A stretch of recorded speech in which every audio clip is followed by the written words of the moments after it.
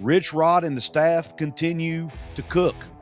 I think they're now up to 48, 49 commits. Signees rather. I don't even know what the number is, but they're inching closer and closer to 50. And because they landed 2 more today, and we've got 2 more DAWGS coming to Morgantown. We're going to talk about those 2 DAWGS, and it's DAWGS right now. What is up, and welcome into this episode of Couz's Corner, your home for top shelf college sports news and analysis surrounding the West Virginia Mountaineers, and sometimes I might talk a little Big 12. West Virginia has landed 2 more signees, or signed 2 more players for the 2026 recruiting class today, a day after the start, or, the first national signing day, I guess you'd call it, yesterday, which is the day when they get most of the guys in the boat. But they didn't stop there.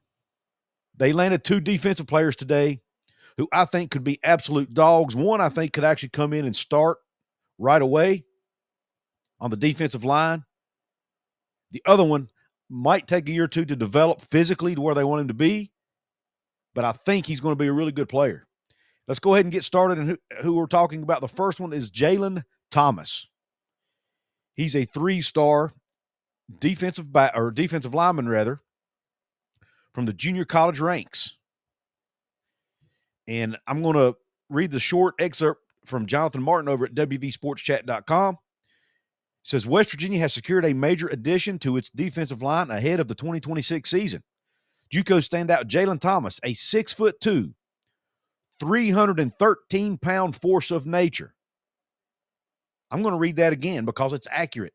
A 6'2", 313-pound force of nature from Northwest Mississippi Community College has officially signed with the Mountaineers, bolstering an already aggressive front this recruiting cycle under head coach Rich Rodriguez. Thomas, a Memphis native and Rivals 3-star prospect, brings 2 seasons of eligibility to Morgantown.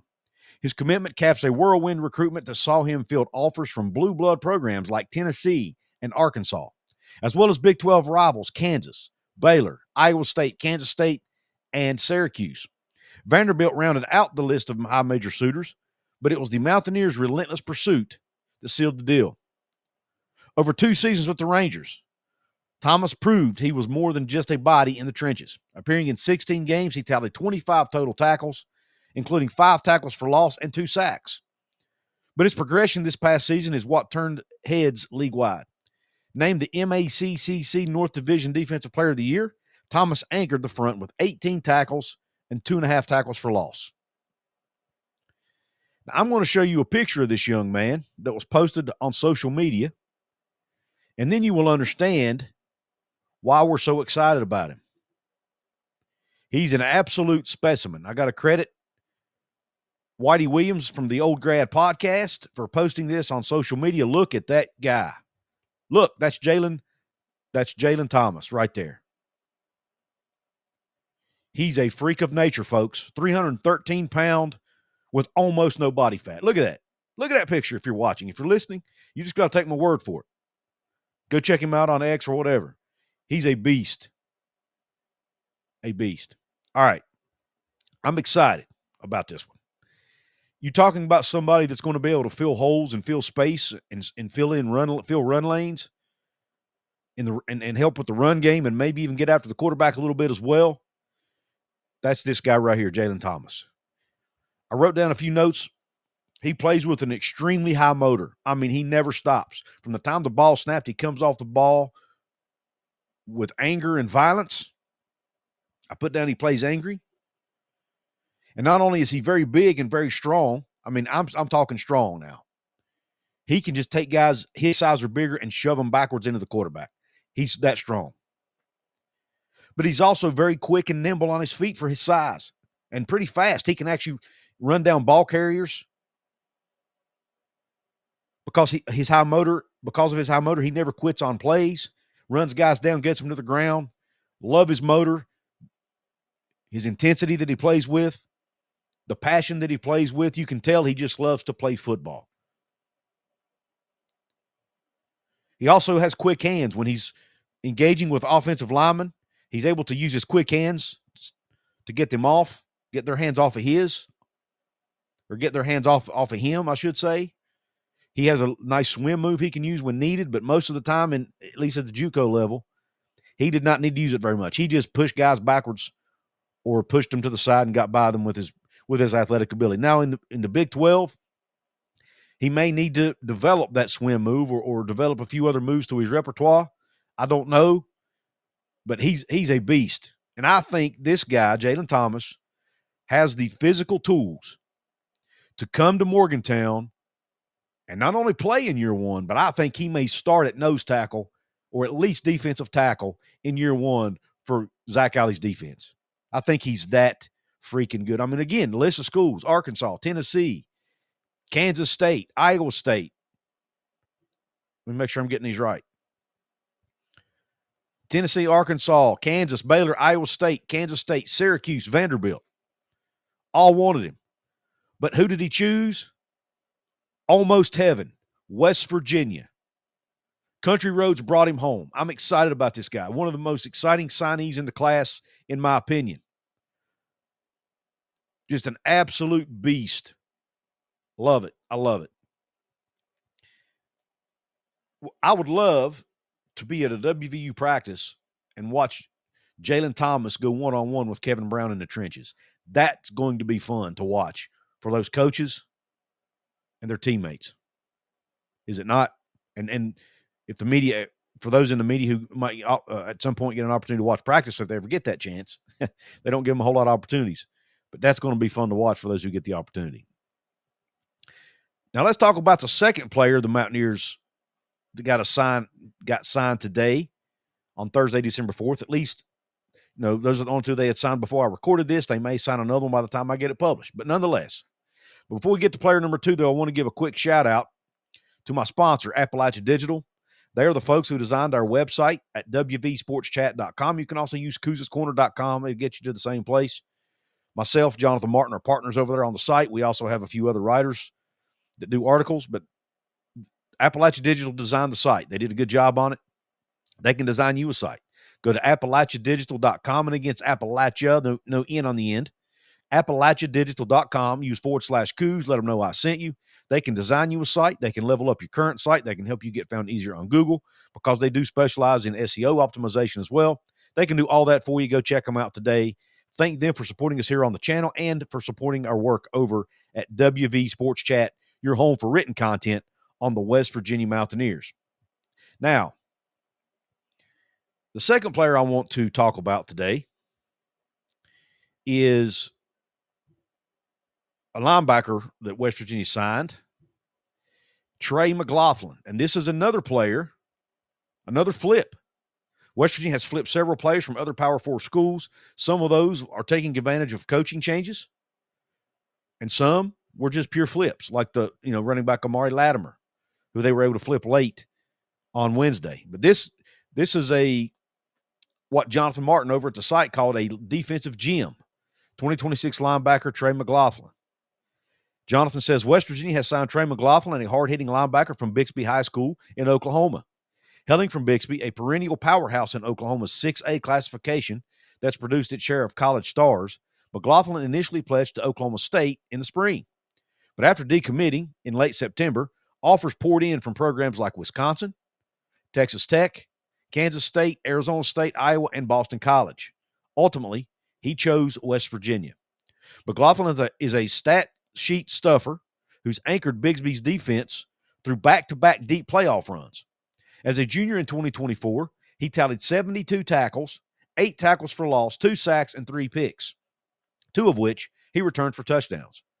This season, he's elevated his game even further, racking up 68 tackles, a whopping 13 tackles for loss, 4 sacks, and another interception. He is the teammate of WVU safety signee Emery Snyder. Now, when you look at Trey Mclofflin, 6'2", 195. ESPN has him listed as the number 8 player in the state of Oklahoma and the number 41 linebacker in the entire country. I put my notes, I watched a few of his highlights, and I put my notes down. Here's what I've got. He's stronger than he looks. The very first highlight I saw, he was playing outside linebacker, taking on a much larger offensive lineman. Knocked that dude backwards and got by him to go make a play. He's only 195 pounds, but he plays much bigger than that. He's much stronger than his size. Those kind of players are fun to play with because they're surprising. The opposing teams might take him for granted a little bit. Now, he will put weight on at West Virginia, I'm sure. It looks like he mostly played outside linebacker in high school. I'm not sure if that's their plan for him or not. But if he wants to play middle linebacker, he'll probably need to put on at least about 25 to 30 pounds. But I love the fact that they're adding speed. He's very fast. He's a fast player. Can really come up and fill run gaps quickly. He's a good tackler. I mentioned his strength for his size. He's not afraid to hit people. He loves to hit people. He plays with, with a lot of aggression. Almost all these players, and again, maybe it's a given to play at that level, but I think for Rich Rod, you have to take that up another notch. And most of these players that I've seen highlights on fit that mold. They play with an aggression, with an anger, with a chip on their shoulder, like they've got something to prove. That type of player. These are the types of guys we're getting, and Trey Mclofflin is no different. I wrote down that he provides size and length and speed at linebacker. A lot of us fans have talked ad nauseum about how West Virginia needed to add speed at linebacker. Trey Mclofflin gives you that speed. I mentioned his tackling, his hard hitting, and one thing that, even though he's a linebacker, he can play a pass coverage. If he needs to drop back and cover a tight end or a running back, he can do that. He's good. He's athletic enough, and and also with his 6'2" frame and his length, he can drop back and make plays in pass coverage as well. So he's a very versatile player. So will they put him at outside linebacker? Will they put him at inside linebacker? My guess is outside linebacker, but who knows? Who knows? They may want to put some weight on him and put him at inside backer. Either way, I think he can excel there. I do think he might be a player that he's probably going to need at least a year or two in the strength and training program and in the nutrition program to get where he needs to be physically to play at the Power 4 level. But the tools are there. The speed's there. The motor is there. The aggressiveness, the tackling ability, the football IQ, all that's there, in my opinion, all the tools. He's played at a high level in Oklahoma against good competition. All of that, he checks all those boxes. The only box he don't check to me is the size. 195, too small for a linebacker at that level. But again, he's going to have a P4 program to get him ready, and he'll get there, in my opinion, in a couple of years. And until then, heck, who knows? Maybe he comes in, maybe he can at least be a special teams player for you. Maybe they put him at safety or nickel. They could do that for a year and then move him to linebacker. Who knows? There's a lot of options there for a player like this. He could probably play multiple positions. And it's, a bonus that he's teammates with Emory Snyder in high school, that, he will have somebody to help him transition. They can do it together. I think that's a bonus. Anytime you've got someone who can go on that journey with you, when you're making a major life change like that. But I love these two players, both of these players. I think both will help West Virginia have a bright future. Helps add depth at positions of need, defensive line and linebacker. And just one more quick note on the West Virginia recruiting class. I read an article that Steve Wiltfong? Anyway, Wiltfong did over at On3 about the West Virginia class. He's like their top recruiting guy there nationally. He did a write-up on West Virginia, did a feature piece on West Virginia and how much success they're having in this class. Now, a lot of schools out there are having trouble coping with the fact that West Virginia is taking their players, flipping their players. And, West Virginia right now, On3 has them as the number 21 ranked class in the country. And fans are coming out saying, yes, but it's only because they signed so many guys. And yes, that is a small piece of it. But Wiltfong has put some of these people in their place. He's saying, look, it's not because of that. And I love it. They can't handle the fact that West Virginia is getting good recruits. I'm going to read his tweet to you here. As soon as I get it pulled up, I should have had it ready. I did not. Here's what Steve Wiltfong says to a fan who says, of another team, I'm assuming. He posted his article and said, Rich Rodriguez in West Virginia has rivals number 21 ranked recruiting class, bolstered by a terrific dual threat QB in Jaron Hewley, a strong O-line group, playmakers at wide receiver, and high-ranking JUCO players hungry to make an impact. And then he posts a link to his article. Well, a fan underneath there who I'm not sure who he's a fan of, because his profile picture doesn't really tell you, and he doesn't. Anyway, he says, really think you are bearing the lead here. They have 46 effing commits. You get that many shots on goal, you damn well better hit the back of the net. A good portion is necessarily in the too deep on day one. I think he meant to say is not necessarily. Anyway, he says, as such, making a qualitative statement is kind of ridiculous. Here is Steve Wilfong's response, and thanks to Steve Wilfong for responding to this. He says, the Rivals industry team rankings don't solely reward teams for having the most commits. They're based on the highest rated commits for each class up to a rolling average among all P4 schools. And currently they're 19th.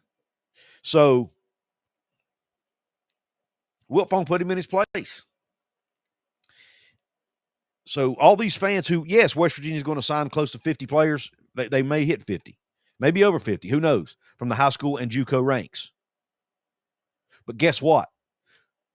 The players at the bottom, what did I say? Bottom 20 or 25?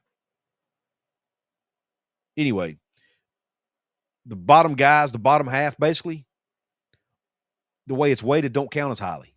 So the majority of your ranking is based on the top rated recruits you have in your class. And because of people like Kevin Brown and Matt Sieg and Vincent Smith and Amari Latimer and some others, West Virginia has the 21st rated recruiting class in the country.